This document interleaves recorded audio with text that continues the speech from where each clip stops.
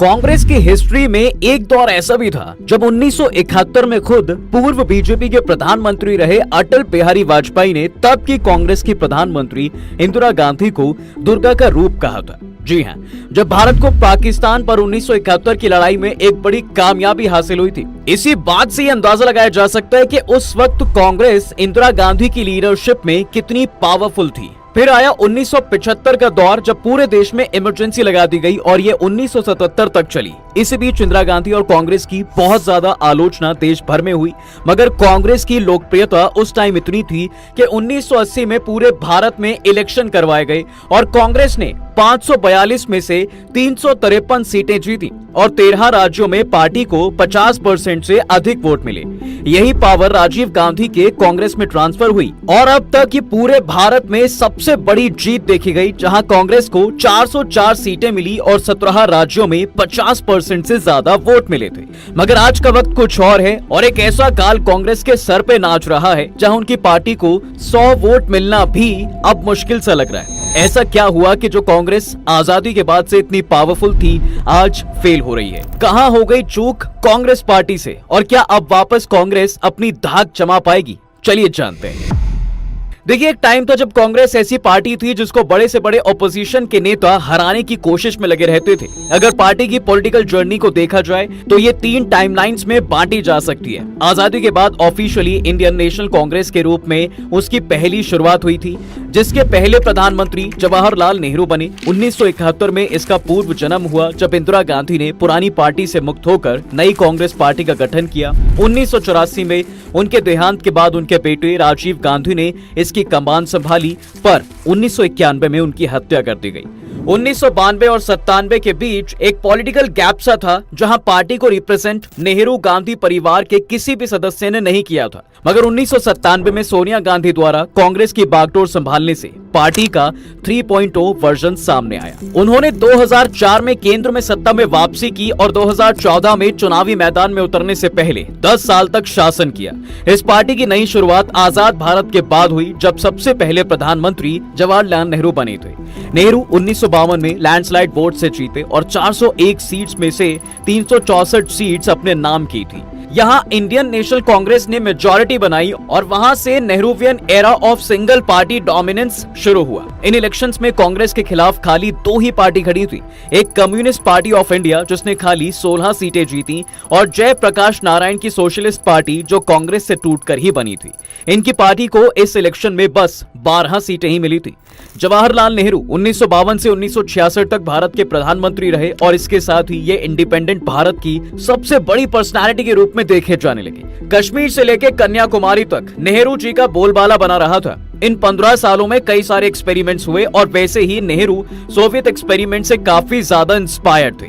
इनका मानना था कि भाई भारत की हेवी इंडस्ट्रीज सरकार के ही हाथ में होनी चाहिए, इसलिए भारत की बड़ी इंडस्ट्रीज गवर्नमेंट के हाथ में ही रही। अब धीरे धीरे कांग्रेस पार्टी में नेहरू का कद बढ़ता जा रहा था, जिसकी वजह से मासेस में खाली नेहरू की ही फेस हर जगह देखा जा रहा था और स्टेट लेवल और लोकल लेवल के पॉलिटिशियन पर उतना ध्यान नहीं दिया जा रहा था। यहाँ से अब कांग्रेस का मकसद खाली इलेक्शन जीतने का ही लग रहा था, क्योंकि वो एक डेमोक्रेटिक पार्टी थी जिसके लीडर का इन्फ्लुएंस लोअर लेवल तक होता था। मगर अब ये शिफ्ट होके सिर्फ सेंट्रल गवर्नमेंट के मिनिस्टर्स और टॉप ऑफिशियल तक ही रह गया था। इसका पता चलता है 1957 और 1962 के इलेक्शन से, जहां कांग्रेस ने लैंडस्लाइड वोट्स जीते थे। मगर सबसे बड़ी गाज उस पर तब गिरी जब भारत चाइना से 1962 का वॉर हार जाता है। इसको नेहरू की पॉलिसीज का फेलियर माना जाता है और कुछ एमपीज तो पार्लियामेंट में नेहरू जी के खिलाफ नो कॉन्फिडेंस मोशन ले आते हैं। इसके साथ ही 1963 में कुछ लोकसभा सीट्स में बाय इलेक्शन भी होते हैं। इनमें से 3 सबसे इंपॉर्टेंट सीट्स थी, क्योंकि इन सीट्स पर कांग्रेस के ऑपोजिशन में 3 स्ट्रॉन्ग लीडर्स खड़े थे। लेकिन सारा जोर लगाने के बाद भी कांग्रेस ये सीटें हार जाती है। इन सीट्स पर जीत हासिल करते हैं राम मनोहर लोहिया, मीनू मसानी और जेबी कृपलानी, जो उस टाइम नेहरू और कांग्रेस के सबसे बड़े क्रिटिक हुआ करते थे। अब नेहरू प्रेशर में आ गए थे और उनके पास एक ही प्लान था, कामराज प्लान। कामराज उस टाइम तमिलनाडु कांग्रेस के बहुत स्ट्रॉन्ग लीडर थे और तमिलनाडु के चीफ मिनिस्टर भी थे। इन्होंने तब कांग्रेस को फिर से अपनी धाक जमाने में मदद की और कई सारे मिनिस्टर्स ने इनके साथ मिलकर रिजाइन कर दिया। यहाँ से कांग्रेस अपने वोटर्स को दिखाना चाहती थी कि वो वापस ग्रास रूट से काम करना शुरू करेगी। इसका असर लोगों के बीच में दिखने लगा और जब 1964 में कांग्रेस पार्टी के इलेक्शन हुए तो कामराज को कांग्रेस का प्रेसिडेंट घोषित किया गया।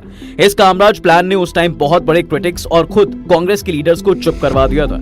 कांग्रेस ने फिर से ये बात की थी कि वो डेमोक्रेसी के लिए ही काम कर रहे हैं और लगातार ऐसे ही करते रहेंगे। मगर 27 मई 1964 को कांग्रेस को सबसे बड़ा झटका लगता है जब जवाहरलाल नेहरू की डेथ हो जाती है। अब नेहरू जी की अचानक डेथ के बाद देश का प्रधानमंत्री और कांग्रेस का सक्सेसर कौन बनेगा, इसके बीच पार्टी में कई सारी फूट पड़ने लगी थी।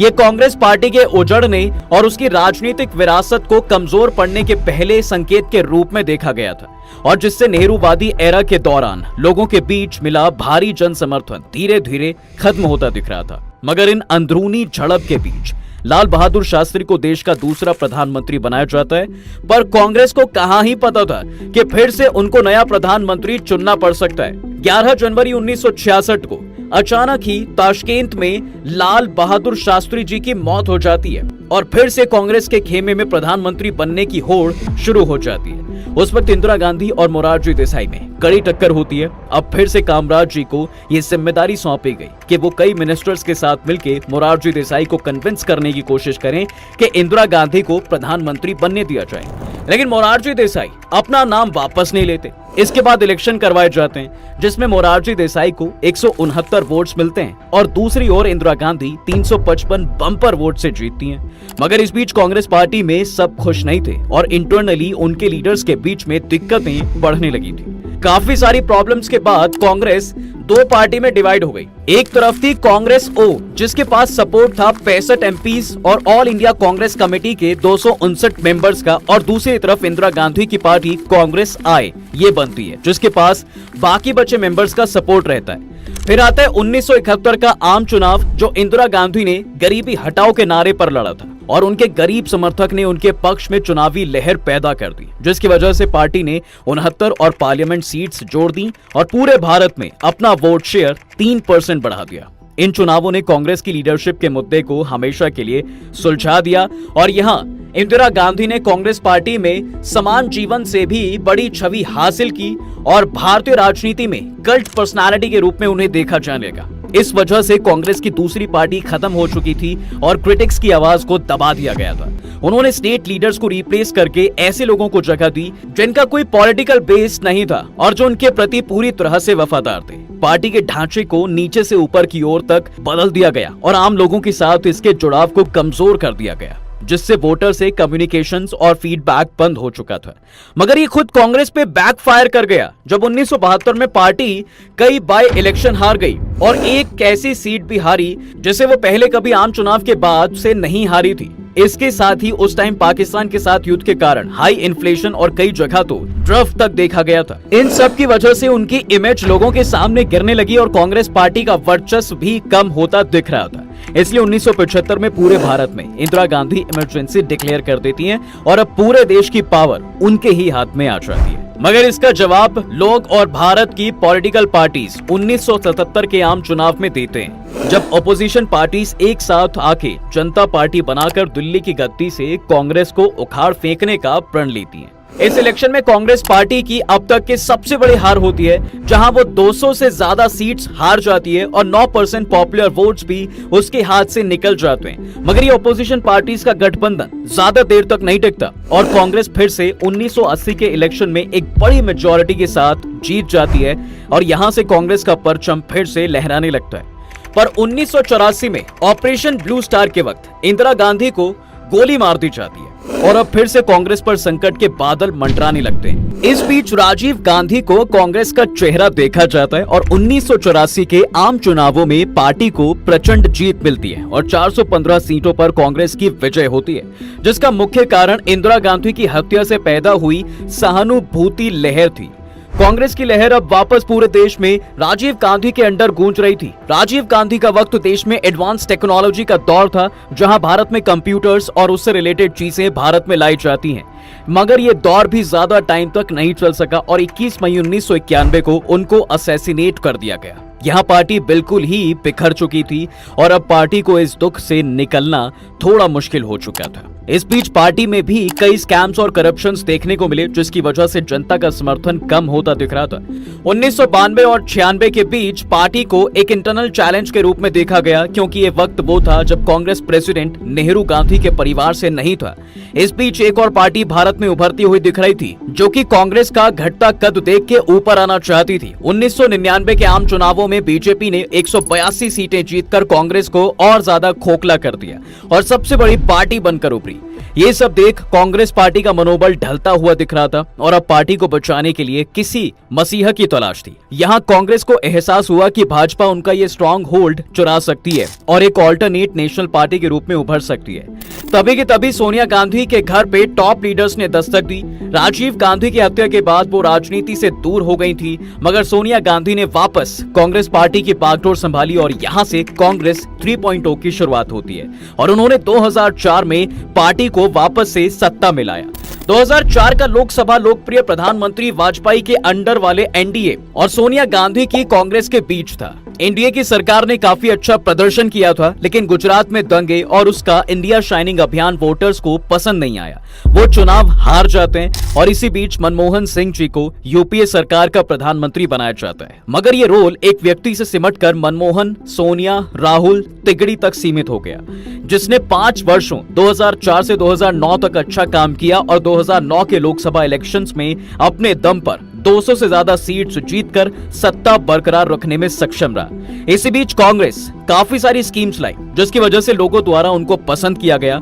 इन स्कीम्स में से जो कुछ पॉपुलर थी वो थी the national rural employment guarantee scheme NREGS, farm loan waiver scheme, pro poor policies और सबसे बड़ी जीत थी एक स्टेबल इकोनॉमी, जो कि इन्होंने मेंटेन की थी। मगर जैसे कि कहा जाता है कि ज्यादा पावर आने से अहंकार बढ़ जाता है, वैसे ही इस सरकार में भी हुआ। 2009 में कांग्रेस को जो लाभ मिला था वो बीच में ही उन्होंने खो दिया, क्योंकि सरकार अपने शासन के आखिरी 2 सालों में घोटाले करती रही। इसके साथ ही high inflation, unemployment rates, price rise और कई ऐसी पॉलिसीज लाई जिससे देश और यहाँ रह रहे लोगों को काफी ठेस पहुंची थी। 2014 में फिर से आम चुनाव हुए, जहां कांग्रेस का डिक्लाइन देखा गया, क्योंकि उस वक्त देश में 2 लहरें चलती दिख रही थी। पहली लहर कांग्रेस के खिलाफ एक मजबूत सत्ता विरोधी लहर, जिसकी वजह से वो सिर्फ 44 सीट्स तक पहुंच पाई, जो कि कांग्रेस की पूरी हिस्ट्री में सबसे कम सीट्स थी और उनका वोट शेयर भी 20% से नीचे गिर गया था। दूसरी ओर भाजपा लहर थी, जिसमें आधे से ज्यादा देश प्रधानमंत्री नरेंद्र मोदी के पक्ष में था, जिसकी वजह से एक और बार फिर बीजेपी सत्ता में आती है और यहां से शुरुआत होती है बीजेपी के डोमिनेंस की, जिसको कांग्रेस को टैकल करना मुश्किल हो गया था। मगर इंटरेस्टिंग बात यहां पर यह थी कि जैसे जैसे मोदी का कद बढ़ रहा था, वैसे वैसे कांग्रेस पार्टी में राहुल गांधी का भी कद बढ़ने लगा था। राहुल गांधी को कहीं ना कहीं अब कांग्रेस का उत्तराधिकारी देखा जा रहा था। 2017 में सोनिया गांधी कांग्रेस प्रेसिडेंट की कमान छोड़ देती हैं और राहुल गांधी को प्रेसिडेंट बना दिया जाता है, वो भी अनअपोज्ड। इनके प्रेसिडेंट रहते ही ठीक 2019 के चुनाव से पहले भारत के बड़े स्टेट्स जैसे कि राजस्थान, मध्य प्रदेश और छत्तीसगढ़ में कांग्रेस चुनाव जीत जाती है। लोगों को लगने लगा कि अब 2019 में राहुल गांधी मोदी की वेव को कुचल सकते हैं और अपनी सरकार बना लेंगे। जहां जीएसटी, डिमोनेटाइजेशन और महंगाई को लेकर बीजेपी को कांग्रेस घेर सकती थी, वहीं कांग्रेस लीडर्स खुद बिखरे हुए दिख रहे थे और अपने मुद्दों से भटक चुके थे, जिसके बाद फिर एक बार 2019 में बीजेपी की सरकार बन जाती है। इसी बीच राहुल गांधी की लीडरशिप पे भी सवाल उठाए जाते हैं, जिसकी वजह से वो कांग्रेस प्रेसिडेंट की सीट से इस्तीफा दे देते हैं। यहाँ कांग्रेस का सबसे बड़ा डिक्लाइन देखा जा रहा था और उसके बड़े नेता पार्टी छोड़कर अपोजिशन पार्टी का हाथ थामने लगे थे। धीरे धीरे कांग्रेस खाली होने लगी थी और पार्टी में अब फूट भी पड़ चुकी थी। अब तक कांग्रेस के 177 एमपीज और एमएलए पार्टी छोड़ चुके हैं। इस बिखरी हुई पार्टी की कमान संभालने के लिए 2022 में फिर कांग्रेस पार्टी के इलेक्शन हुए, जहां मल्लिकार्जुन खड़गे को प्रेसिडेंट बनाया जाता है। इसके बाद सबसे बड़ी शुरुआत कांग्रेस के खेमे में भारत जोड़ो यात्रा द्वारा देखी गई, जहां अब वो फिर से ग्रास रूट पॉलिटिक्स से शुरुआत करती है और इसका फायदा भी उन्हें दिखा जब उन्होंने कर्नाटका और तेलंगाना इलेक्शंस में जीत हासिल की। यहाँ भी राहुल गांधी ही कांग्रेस की तरफ से फेस दिखे गए, जहां से पता चलता है कि राहुल गांधी ही कांग्रेस हैं और कांग्रेस ही राहुल गांधी हैं। 2024 का इलेक्शन ऐसा इलेक्शन है साहब जहां कांग्रेस ने ओपोजिशन के साथ मिलकर एक इंडिया अलायंस बनाई है और ये दर्शाता है कि टाइम कभी भी चेंज हो सकता है। एक कांग्रेस वो थी जिसको हराने के लिए कई बार ओपोजिशन अलायंसेस बनाते थे और आज कांग्रेस को खुद को सत्ता में लाने के लिए अलायंस बनानी पड़ रही है। अब 2024 का इलेक्शन ही बता पाएगा क्या वापस कांग्रेस की सरकार बन पाएगी या नहीं, और फिर से कांग्रेस क्या वही वर्चस्व बना पाएगी। तो ये दोस्तों rise and fall of Congress. अब देखना यह है कि क्या 2024 में कांग्रेस का जादू छा पाएगा या नहीं। आपकी क्या राय है इस टॉपिक के बारे में कमेंट करके जरूर बताएं। तब तक के लिए हम आपसे विदा लेते हैं। जल्द हाजिर होंगे एक नए इंटरेस्टिंग टॉपिक के साथ। अगर ये वीडियो पसंद आए तो इसे अपने दोस्तों के साथ शेयर कर दें और हाँ, वीडियो को लाइक करना ना भूलें। और अगर आपने हमारे चैनल को अभी तक सब्सक्राइब नहीं किया है तो वो भी कर दें। साथ ही बेल आइकॉन प्रेस करना बिल्कुल ना भूलें ताकि हमारी वीडियो आप तक जल्द से जल्द पहुंच सके।